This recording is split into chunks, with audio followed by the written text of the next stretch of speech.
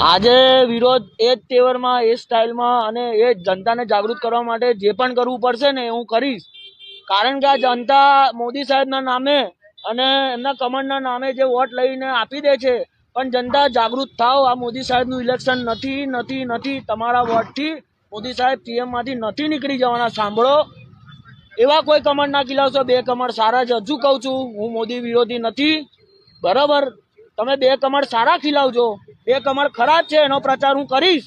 કારણ કે મારું ભાવિ 28 તારીખે નક્કી છે, પણ તમારું 5 વર્ષ 28 તારીખે તમારા 5 વર્ષ ના બગડે એ તમે વિચારી લેજો.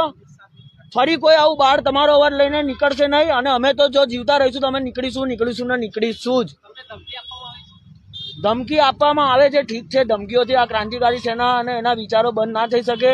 તમે અમારા વિચારોને કેદ નહીં કરી શકો, કદાચ તમને કેદ કરી શકો, પણ અમે પોલીસ પ્રશાસનનો બી સારો સપોર્ટ છે, બધાનો સારો સપોર્ટ છે. મને નો ડાઉટ મળવા નથી આવ્યું કોઈ, પણ મને કશું થયું નથી. પણ જે મામા એના ગુંડા મોકલીને ઘરે મોકલે છે, મારી પાછળ રાત્રિ ફેરણીમાં મને હેરાન કરે છે, તો પછી હવે દિવસે સૂરજ ઉગશે અને તમારો સૂરજ હું હાથમાં આવીને રહીશ.